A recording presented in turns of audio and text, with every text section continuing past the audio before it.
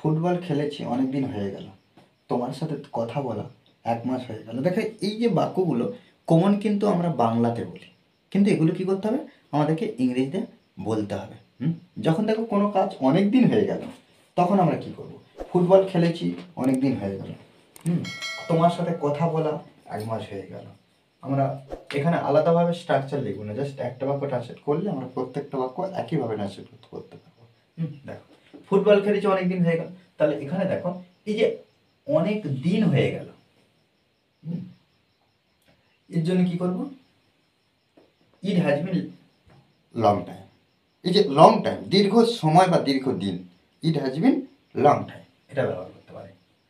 It has been long time, তাহলে দেখো অনেক দিন হয়ে গেল, it has been long time, এটা ব্যবহার করতে পারি।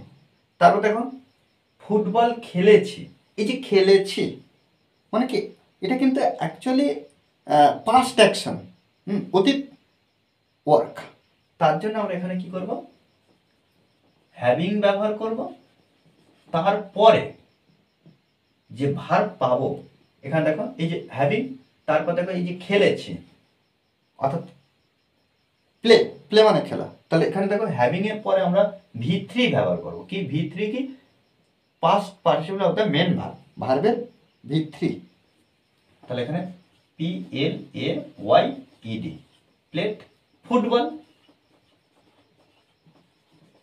ওকে, দেখো এইভাবে প্রত্যেকটা বাক্য ট্রান্সলেট করবো। কি, ইট হ্যাজ বিন লং টাইম, অনেক দিন হয়ে গেল, হ্যাভিং প্লেড ফুটবল, ফুটবল খেলেছি। ফুটবল খেলেছি মানে কি, খেলার কাজ আগে হয়ে গেছে, সেটা কিন্তু অনেক দিন হয়ে গেল। তাহলে এখানে দেখো তোমার সাথে কথা বলা 1 মাস হয়ে গেল, তাহলে এখানে আমরা লিখতে পারি এই যে 1 মাস হয়ে গেল, অনেক দিন হয়ে গেল, এটা 1 মাস হয়ে গেল, তাহলে ইট has bin 1 month. 1 month, it has বিন। তাহলে ইট হ্যাজ বিন, আচ্ছা এখানে ইট হ্যাজ বিন 1 মান্থ ব্যবহার করতে পারি বা আ মান্থ ব্যবহার করতে পারি। তাহলে ইট হ্যাজ বিন 1 মান্থ অথবা আ মান্থ, 1 মাস হয়ে গেল।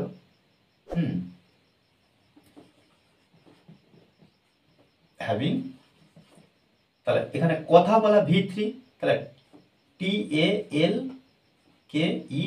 টকড, তোমার সাথে to you, talk to you, তোমার সাথে কথা বলা 1 মাস হয়ে গেল। বাড়ি আসা 10 দিন হয়ে গেল, তাহলে 10 দিন হয়ে গেল, it has been 10 days, it has been, আচ্ছা এখানে 10 days, 10 দিন হয়ে গেল, having come in home. Okay, in home, এখানে এই যে এটা কিন্তু V3, এটা কিন্তু V3, আমাদের কি মনে হচ্ছে যে আচ্ছা কাম তো V1 এ লিখি, তাহলে V3 তে কাম হলো কেন? আমরা তো ভার্বের পার্টগুলো একটু জানি, কি না V1 এ কি হয়, কাম, V2 কেম, আর V3 তেও কাম, অর্থাৎ V1 আর V3 একই, আর V2 কেম। আর দেখো ইংরেজি প্র্যাকটিস করা 1 মাস হয়ে গেল, এই বাক্যটা আমাকে অবশ্যই কমেন্টে জানাবে।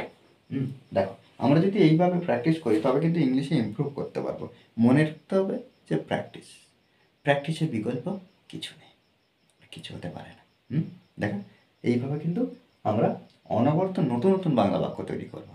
ওকে, আর এই ক্লাসটি যদি ভালো লাগে অবশ্যই লাইক কমেন্ট শেয়ার, আর যারা এখনো পর্যন্ত এই চ্যানেলটি সাবস্ক্রাইব করেননি তারা অবশ্যই চ্যানেলটি সাবস্ক্রাইব করে পাশে থাকবেন। Okay, thanks for watching this video.